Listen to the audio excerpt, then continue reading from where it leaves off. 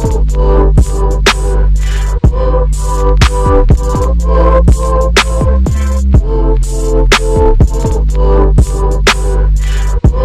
everyone, and welcome to our third episode of the Omnichannel series. First of all, thanks a lot for the great engagement and comments on the series. The series will continue. There are many more episodes to come. If you want to look at all the episodes at once and some more content, you can check out the 𝐁𝐤 Digital YouTube channel. And if you want to access a few threads that are happening in the industry that I retweet and highlight, you can check out my Twitter and you'll get lots of industry information on that. So today we're talking shop. We're talking about how we purchase and how we will purchase in the future and what this means for businesses. And if you look back at where we left it last time around the shopping journey, what we looked at is this chart where on the horizontal axis you have the awareness, the consideration, and the purchase, and on the vertical axis you have the share of digital versus physical. And then we started plotting customer touch points in there. This is a typical one. Obviously, this funnel can look slightly different depending on your industry, your products, but it kind of summarizes everything you can have in that funnel. Now, today we're going to focus on the far end of this funnel, and we are going to look at how we purchase. And if you zoom off on this far end of the funnel, what you'll see is there are ways we still buy. There are ways we buy more and more. There are purchasing options that starts to emerge. There are purchasing options that will soon emerge, and further down the line in a later time, there will be other options. And that's what we're going to focus on today. We're going to focus on how we buy and how we will buy in the future and what this means to business. So we still buy from physical stores, and that's the vast majority of transactions today. Though it's decreasing, it still is the biggest transaction way we use. We are more and more buying in e-commerce, and that has accelerated a lot through the pandemic. We are starting to buy on social networks on what's called discovery commerce. It was about 3% of all e-commerce last year, and it will keep on going in the future years. Very soon, we'll start shopping in messaging apps. We'll have discussions with brands, and they will show us their catalog, and we can transact in messaging apps, and that's something that is up and coming and will appear very soon. And further down the line, in a few years, we'll actually shop in XR. XR stands for mixed reality. It talks about VR, which is virtual reality, an immersive reality in which you deep dive through a headset, or AR, which is augmented reality, which means it's a reality that is overlaid on our reality through a set of AR glasses. All of these channels have a lot of things to say about them, and the good news is that there will be a single episode per channel, so we can talk about the present and the future of each one of these channels and what they mean for business. But for today, let's focus on all of these channels at once and see what's happening to them. What you're looking at right now is a chart that looks at the next 10 years, and for physical e-commerce, social, messaging, and XR commerce. And today we are here. This is where we left the previous chart. Kind of a 70-30 or 80-20 between physical and digital, a little bit of social commerce at the end. 2 years from now, social commerce will take a fair share of the transactions. When I say a fair share, it's probably under 10, but it's kind of the high single digit. And I can predict to you that not this Christmas 2021, but 2022 will be the year where social commerce will be 10% of every exchange that is done for the period. So you'd better get ready for it. It's going to happen, and it's going to happen within 24 months. Now, within 5 years, messaging commerce will take a lot of share. Why? Because when we survey customers, 60% of them say the best way they would like to interact with brands is actually through messaging apps, because that's the way we all start interacting more and more with people. It's very convenient. It's always available. It doesn't imply a lot of commitment to the conversation. So we love that way of interacting with people. We will love that way of interacting with brands in the future. And then 10 years from now, by the way, in 5 years is probably when we will, on average, buy more things that we don't have a physical interaction with prior to receiving them than we do have physical interaction with. That's when physical commerce will cross the below 50% of transaction line.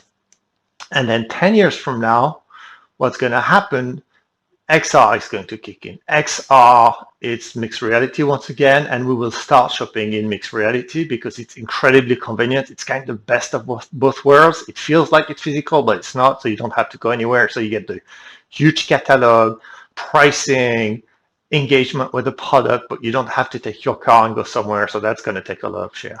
Now, this one single thing that you need to retain from that chart if you're in a business today is that these ways of purchasing, they don't replace each other. They are going to coexist. Just like right now, e-commerce hasn't replaced physical commerce, they coexist, right? So you'll have to have strategies for all of these ways of buying in order to provide to your customers delightful customer experience. Because the fact that they coexist is an incredibly good news for us as customers. It will create more ubiquitous, more delightful, more relevant, more subtle customer journeys. Right now, commerce is still a lot of friction, right? I mean, you have to go to a store or you have to browse an e-commerce store. I mean, e-commerce stores, and I'll talk about Amazon here. Amazon's really efficient. The Prime experience is great. Next day delivery, huge catalog, but frankly, it's not a delightful experience to go and browse this. I mean, the UX, the user experience, the UI are not great, and all of that will make a ton of progress in the coming years, and all these technologies will enable a lot more frictionless and delightful experiences. Now, the question we can ask ourselves as business people is, what does it mean for businesses? Well, what it means for businesses is that in order for us to deliver this outstanding customer experience, we'll have to have more teams. There's more specialties involved around social commerce, messaging commerce, around XR commerce. They all will bring some specific skills to the companies that are using them. Also, you need specific tools that are all linked together and processes so that you create consistency while there are many touch points and they have many different technologies behind. It feels all the same and it feels very consistent for the customer. So skills, tools, and processes, well, it will have a very strong impact on one thing for companies is their P&L, their profit and loss statement, because it will influence what we call the cost to serve, not the cost of manufacturing the goods, but the cost of selling the goods, basically the cost of getting the goods to market, because you will have many more touch points and it will have to trigger investment from companies. So companies will have to balance between delivering outstanding customer experiences and the profitability. How much does it cost to get all this running, right? So you have to be smart about it. The one thing about all this tech is that it's not that scarce as people say, and I'll do an episode on talent and skills, but you can buy a YouTube campaign, you can buy a Facebook campaign, an Instagram campaign, a search engine marketing campaign tomorrow morning. You'll find people to do this. What's hard is, how do you make all of this happen with the limited resources you have, and where is the right place to invest and how to best invest in there? So the balance between customer experience and profitability will be a lot more of a choice point and a lot more of a question for companies than it has been so far. Now, what you have to think about is organization. So how does my organization function? Who does what? What's the governance? What type of talent do I need? What type of culture do we need to drive? Because it's a lot of change, so it's a lot about culture. Once again, it's all about people. Once again, you can find all this tech and purchase it. The question is when to buy it, how much is it worth, and how to make the most out of it for my company. And obviously, you will have to make some investments. You will have to decide, what traffic do I buy? What tools do I buy? What technologies do I buy? Do I insource? Do I outsource? All of these things needs to be thought about for you to thrive in this environment where the customers would have the choice between physical commerce, e-commerce, social commerce, messaging commerce, and eventually long-term down the line, XR commerce. All of this needs to be taken into account. And this will make or break P&Ls. It will make or break the profitability of companies. Now, if you're asking yourself, why are we talking about this and should I really care? Now, the best way to think about this is answer this simple question.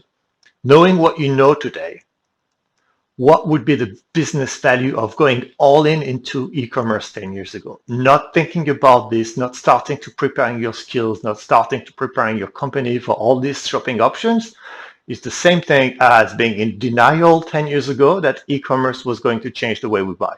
All of this is going to happen, and the smartest, nimblest company will take it. I think the companies that are more at risk are the incumbent leaders, because it's always harder to change than to build. And that's why you see some digital native companies that are taking significant share from incumbent companies without much better products, but a better way of going to market. So think about this. We'll have a lot more episodes to go over this and what are the key success factors. Thank you very much for your attention, and I'll see you soon on the channel.